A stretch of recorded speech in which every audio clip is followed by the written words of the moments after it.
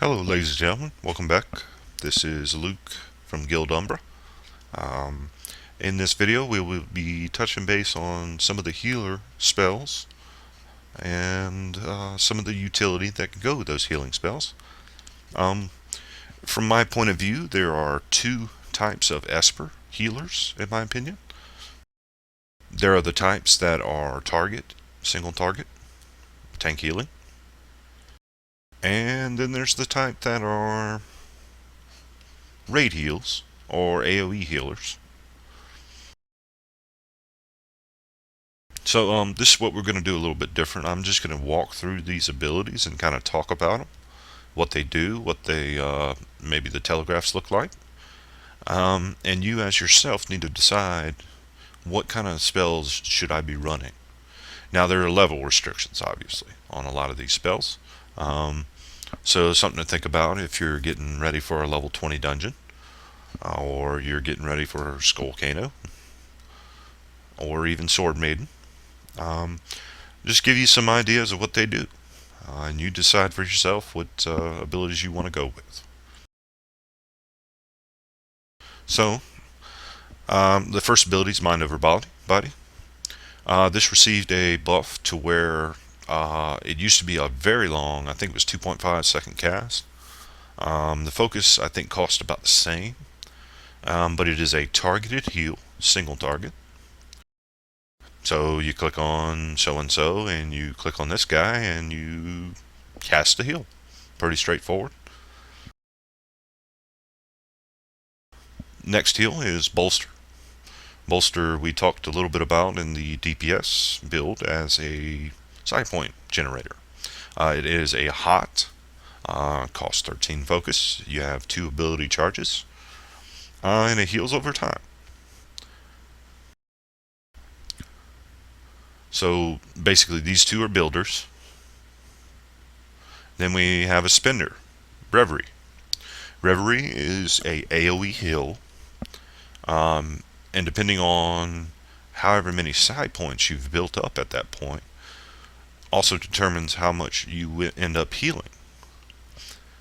Um,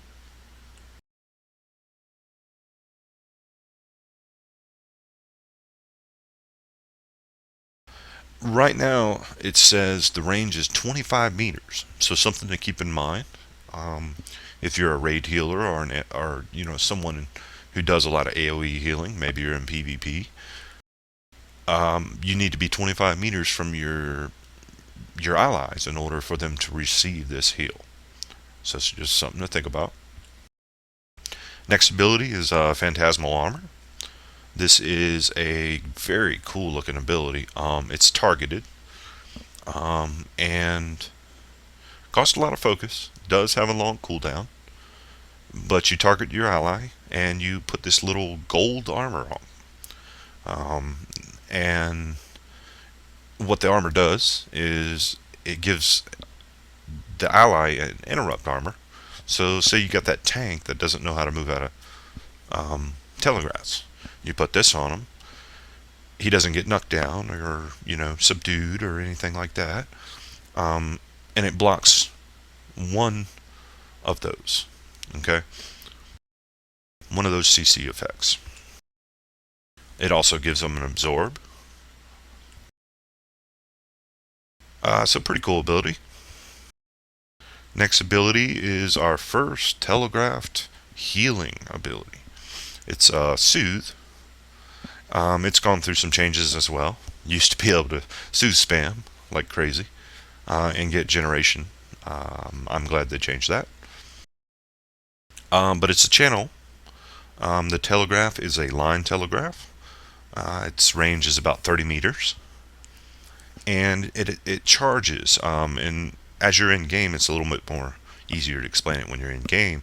But when you hit this ability, depending on whether or not you have it as a channel where you hold the button down and then release it, or you hit it one time and let it channel up and then hit it again to cast it. That's a UI-ish option for you. But basically, if you don't get to channel 2, you don't generate a side point. If you don't get to channel 3, you don't get the 2 side points. So it's important not to, multi-tap this thing or something like that, just to get a heal off, because it does cost focus. However, in my experience, it hasn't cost as much focus as a mind over body, and it has the chance to hit up to 4 allies. So, if you're in communication with your group and they're lined up in a line, um, it's not a bad idea to be using this ability at all, because it reduces your focus cost. Yes, you have to position yourself so that it hits multiple targets, um, but it's worth, in my opinion, worth taking. Um, so anyway, do what you will with it. This is Mending a Banner as our next ability. It's also a pretty cool looking animation to it. Uh, it's another finisher, and it heals a single target. It's a targeted ability for a certain amount based off how many side points you've built up at that point. So pretty sweet. Um, it does have its uses. If you are a single target healer, you better be taking this. Also, if you're a single target healer, I would suggest getting Mirage. It's a ground targeted heal. Basically, you click on the ability and you get a little circle where you place the ability, and then you cast it. And it takes like 3 seconds to cast. So it's one of those things where, okay, I don't need to heal anybody. Why not I throw these out? You have 2 ability charges of it. You do have to get it through amps. It's the only way you can get it. But it's not a bad single target heal, in my opinion. And it works really well if you're in a group where maybe you guys are in TeamSpeak or Mumble or whatever y'all use for your communication. And you can be like, hey, guy, there's a heal right behind you. Just back up. And when he runs over it, he gets healed. So, yeah, it's up to you. Um, Again, that would fall in the single target area of healing for the Esper. Next ability is Pyrokinetic Flame. I personally love this ability. I love the way it acts. It's basically a single line telegraph that's coming out from you when you cast it. 1.25 second cast, and depending on which enemy you hit with it, whichever enemy it hits, it does like a little AoE damaging spell to the enemies in that area. But let's say a majority of your party in the 5-man is melee. It's not a bad idea to throw this out there, throw some damage into your mix, but it also heals all those melee in range. And, if they're good melee, they're going to be in range of the enemy. So, anyway, not a bad idea to throw this in on your bar. It's situational. It's not a have-to-have heal, in my opinion. But it's there for a reason. So anyway, next heal is called Mental Boon. It is also a finisher. This falls into the AoE type of style of healing. And again, based off however many side points you have, it heals more or less. So restores health and grants nimble to yourself and 4 hurt allies for 0.5 seconds. For every 0.52 seconds for 6 seconds. So it's like a hot heal over time, and it gives everyone in that big circular telegraph dash region. Dash region is basically, it's and I'm not sure on this because it used to be I remember using it. It used to be whoever was standing in that big circle, you could run fast. I think now it appears that they've changed it to the regeneration of your dash and your charges. I might be wrong, and if I am, I'm sure someone will tell me. Um, but anyway, that's kind of the falls into the AOE healing, possibly, um, for that style of healing. So anyway, next ability, this one is pretty sweet. I did have a lot of fun with this ability. It's called Warden. Um, Basically, it conjures this Warden that restores health to yourself or an ally. It generates a side point. The Warden also restores health to 5 nearby allies every 2 seconds for 10 seconds. So this is a targeted ability. So you might be thinking, well, how does it restore health to the 5 nearby allies? Well, it's an AoE heal. So let's say, for example, same situation as pyrokinetic flame, where your party consists, or maybe you're in the raid that's responsible for the melee. You pop this over maybe the tank or maybe someone in the middle of the melee, and it heals all the melee and that person. So it's like a heal over time. So it's not too bad.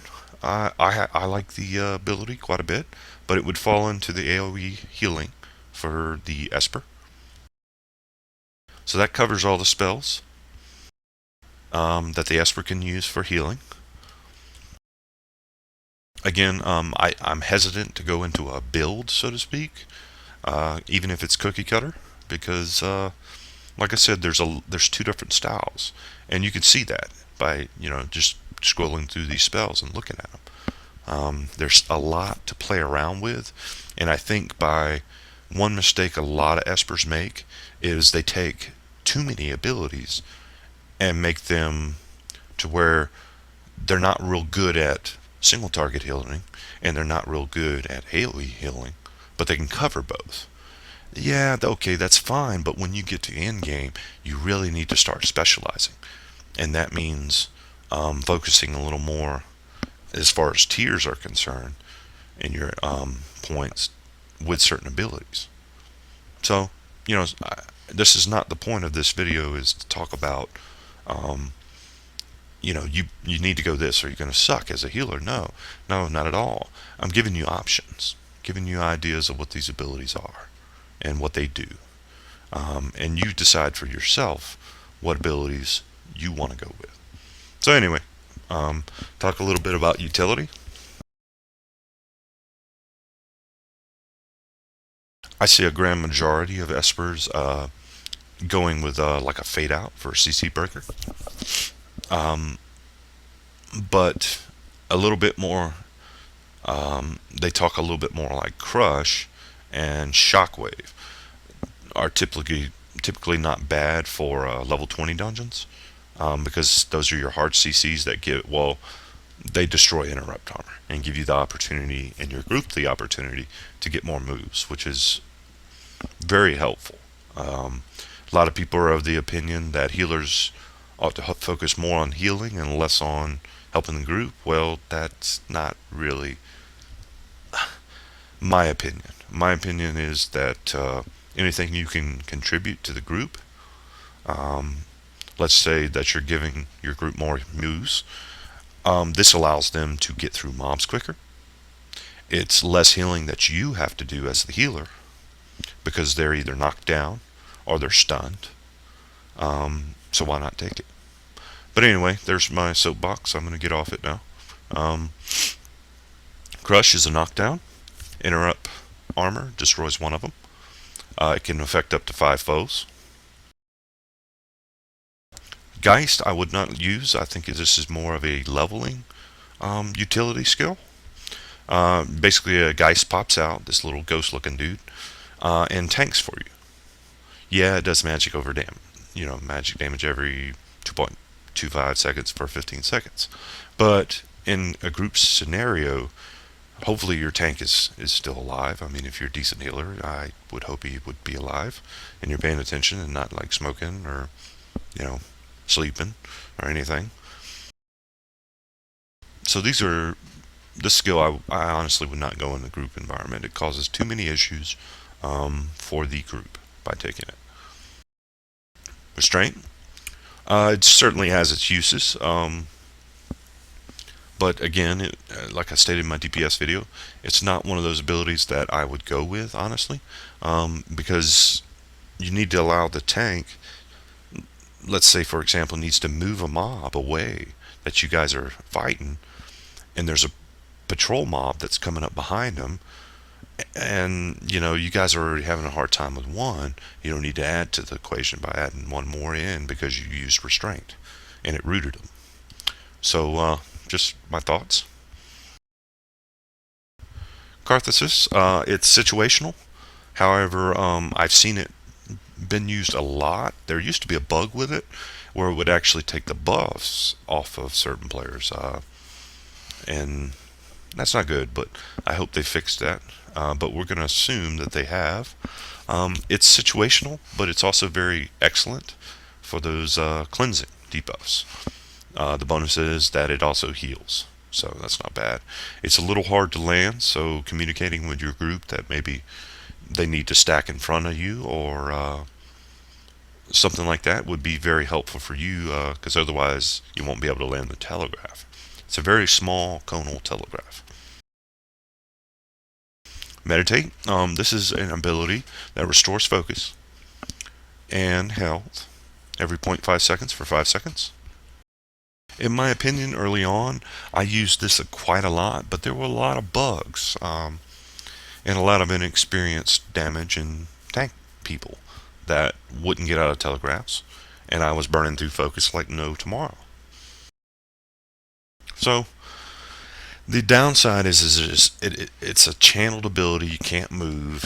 It's 5 seconds. So unless you know the boss fight pretty well and you're in communication with your tank, I wouldn't suggest using this in battle.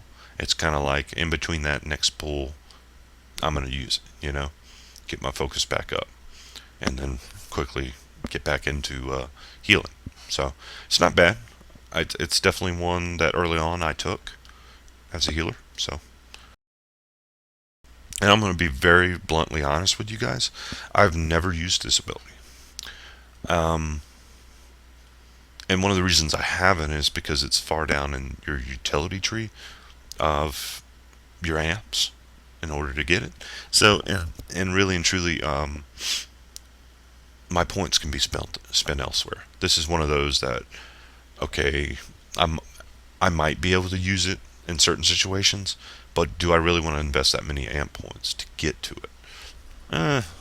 Leave that up to you. Incapacitate is the next ability in utility tree. It deals magic damage and applies a subdue to 5 foes. The subdue prevents ability usage for 4 seconds or until after your weapon has been recovered. So this is an interrupt in a way. It's kind of not worded to where you see the interrupt, but it prevents ability usage, so obviously it's somewhat of an interrupt. Stops spellcasting, attacking, until they pick up their weapon. It's more or less a PvP skill more than a PvE skill, in my opinion. Although I've seen it used in PvE, especially in raids. So, specifically on Kurlak. So anyway, take it or leave it. Shockwave, pretty cool PvP ability in Bloodsworn to knock those guys off the platform. It's a lot of fun doing that. But anyway, it's another form of hard CC. Destroys an interrupt armor, but it's a knockback, so it's pretty cool. A lot of tanks I know used to get pissed off when I use this, because it knocked them away from being able to build threat. But it was more or less, it was like, well, you're not interrupting them, so I'm going to do it anyway, because I want to give something to the group. I want to get more damage out. So, sort of situational. Anyway, fade out. I talked about it in my DPS build as being somewhat of a replaceable skill. But I like it because being able to break out of a PvE stun that a boss does, or root or snare or anything like that. Um, for example, in Kelvarath, the big robot guy, I can't think of his name right now. One of the phases or mechanics of his fights is he tethers all your group members, and having this breaks you out of that CC and allows you to help get your friends out of the CC, etc., etc. But it does have very many uses. Getting out of telegraphs, just like this next ability, Projected Spirit. It dashes forward, restoring health to yourself and 5 allies. The range is 25 meters, so you don't have to jump through the members necessarily, but they have to be in range in order to receive the heal. But to me, this is like a positioning ability, movement ability that maybe in certain raids can be used. So, anyway, that's that. That's basically covering the abilities. I'm not going to talk too much about tiers because a lot of people can read that themselves um, and decide for themselves which tiers are better. There's a lot of forums out there, so I won't go into it too much, describing what they go with and why. So I'm not going to go into that too much. Now amps. Amps are, at least these tier 1s that are lit up, are considered static. Stat increases. Whereas some of the tier 2s and tier 3s are either unlock abilities or they are temporary buffs to certain spells that you use, like I'd say you do a critical hit or whatever. Um, as a healer, you kind of focus on, for the most part, support, obviously. I've seen some people go with this build where they get bingo, landing critical hit with a builder has 20% chance to generate side points, 2 side points. My question to them is, as a healer, do you really have that much trouble generating side points? I mean, just anyone who's actually healed with an Esper can tell you that side point generation,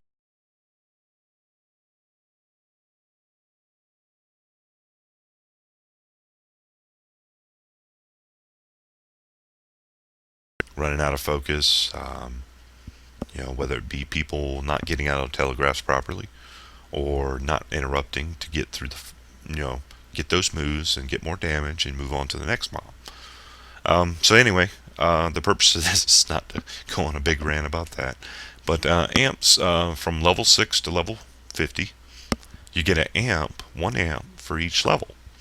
So at level 50, you get 45 amps, and to get the additional 10 amps that Wildstar WS base uses in their build calculator here that I'm using, you have to get something called Elder Gems.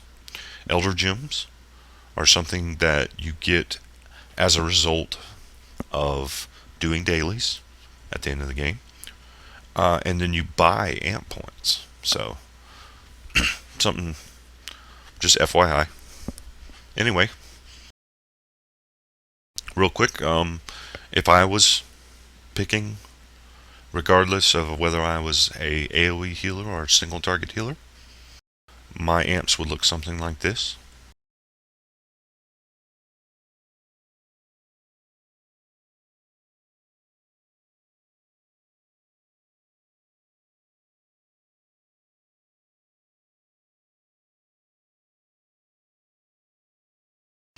I think I take all the tier 1s, and the reason I do this is because, and you can change this around, I mean, this is just my thought process into it. If I can get a focus recovery rate, I'm taking it. I don't care if it's 0.1. But a lot of people will argue, well, you don't need to take these to get to your tier 2. so don't take them. But in my opinion, if you're not going to take those, you better be taking these. Focus cost. And this is just a no-brainer. Support power, in my opinion.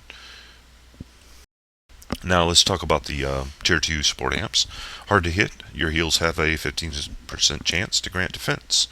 Increases deflect chance by 8% for 10 seconds. I could see where that's useful as a tank healer. But as far as anyone else, if you were like AoE healing, I wouldn't throw that amp in. Just my opinion. Spectral Shield. When you critically heal an ally, they gave him 50% a 50% absorption shield. Again, I don't think this would fall into an AoE type of healer, except in situations where boss mechanics hit everyone in the party. Then, for example, like the last guy in Kelvarath, the Forge Master guy. If your party sucks at picking up orbs and the big guy gets all the orbs, for each orb he does an AoE and it hits everyone, regardless of their range.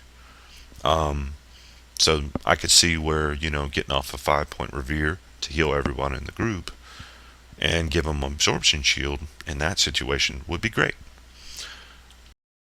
But I think more or less you take this for single target healing with mind over body.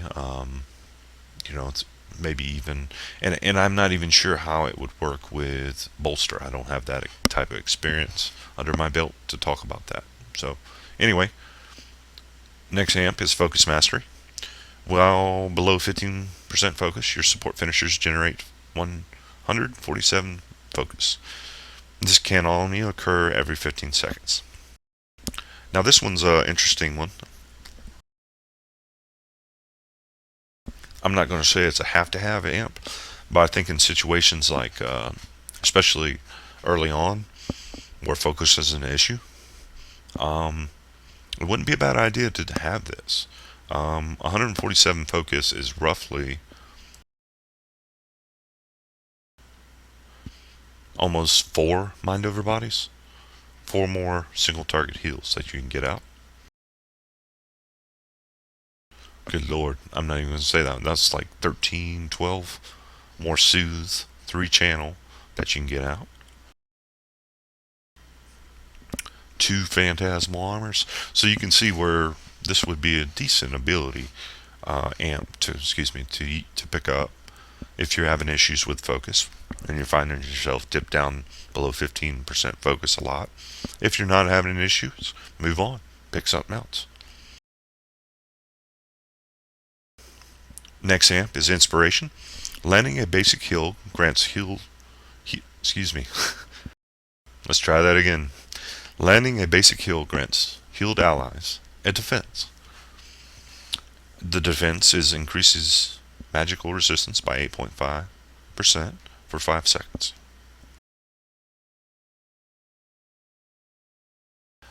I don't really know. I know there's quite a few bosses that do magic resistance more than physical resistance, at least in the first couple dungeons that I can think of. So that wouldn't be bad if you were a single target healer, healing the tank only. But unfortunately, a lot of the boss mechanics, especially in the first few dungeons, have AoE mechanics that hit everyone. So, does this heal proc that ability? Yeah, it would. It would proc that ability on Revere, your AoE heal. So, how good is 8.5% magic resist? Would be my question. How good is that? So anyway, build up. Healing an ally with a builder grants 1 stack of build up. When healing an ally with 3 stacks, you restore an additional 36% health. I think this falls a little bit into the have-to-have. I mean, let's just think about it. Even if you're an AoE healer, you're still putting 1 stack on each one of your allies. I started thinking about, it would be less of a pro for a AoE healer to grab this, it would be a little bit more useful for a single target healer, tank healer. And the reason I say that is because there's a lot of situations where you'll be using HOTS on the tank, you'll be using your bolster rather, excuse me, on the tank, you'll be using mind over body on the tank, or other allies. So it's not bad. It's not bad. Again, you have to decide for yourself, and maybe someone's already theory crafted this out. If this amp's worth taking.